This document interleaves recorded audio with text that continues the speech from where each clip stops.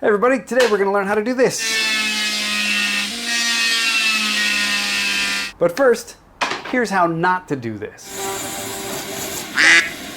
Stick around.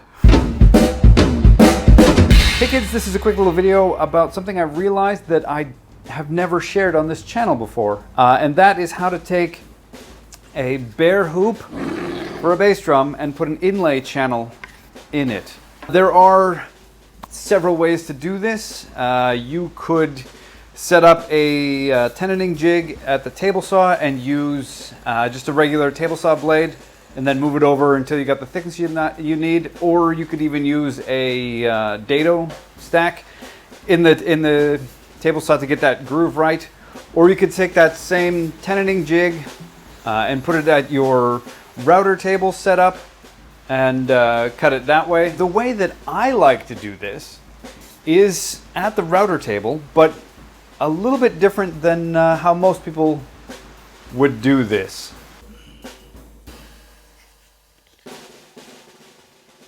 Oh wait, that's still running. The problem with all of these different ways to cut a groove in your bass drum hoop is how do you get the depth of the dado, essentially the inlay channel, consistent all the way around the hoop. One of the things I thought about was putting a rail in here, like a T-track kind of thing, and putting a fence in this way. But then you need a very small feather board, which is kind of hard to find. My other thought was in that same T-track was putting like a small roller support, like an in-feed roller kind of thing, that was spring-loaded with enough pressure to hold it down and turn it in there. In thinking that part through, I had the idea of taking just a bearing and putting it on top of the bit. If you use the bearing from the roller support in a rabbiting bit, then you don't need the fence at all.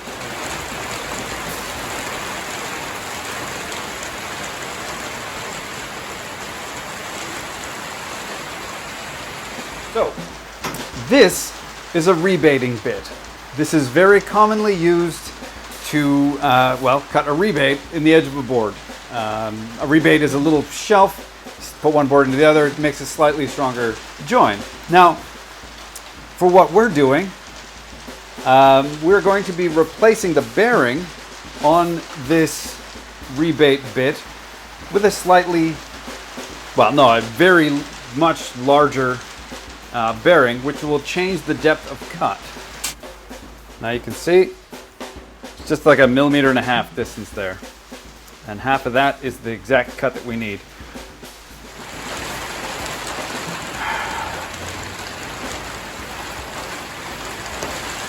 But I have to shoot the talkie bits. Shut up. Okay, where's the light? There it is. So, the sun is setting, light is changing. So how do you use this to cut a dado or an inlay channel strip in your bass drum hoop? The first thing you need to do is find the center point of your bass drum hoop. To do this, I like to use Microjig's new Fit Finder. This is a fantastic piece of kit. I love it. Once you have that, then you need to add half the width of your inlay strip to that measurement above the table. And then you set your router bit to exactly that height, which in this case is 27.5, which is where I've got my exactor set to.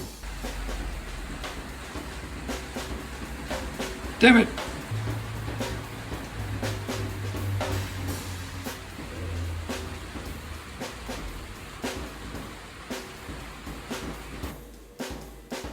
Now that you've checked the bit height with your exactor so you know it's in exactly the right spot, it's time to do an actual test cut. That is less than 0.5 millimeter difference. I'm okay with that.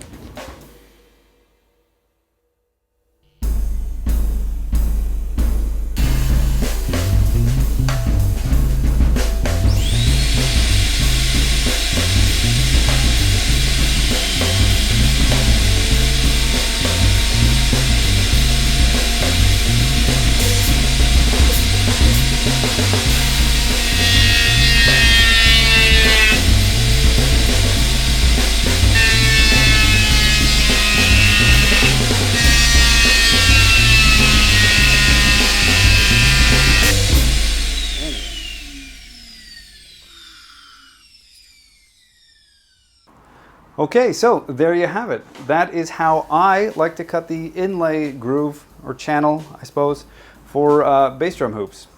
Hopefully this is helpful to somebody at some point somewhere down the road.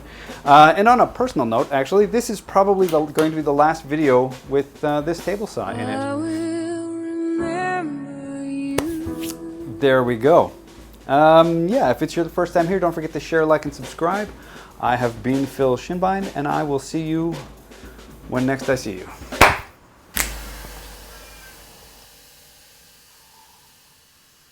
So messy.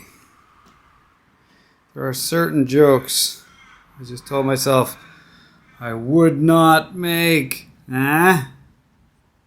Yeah.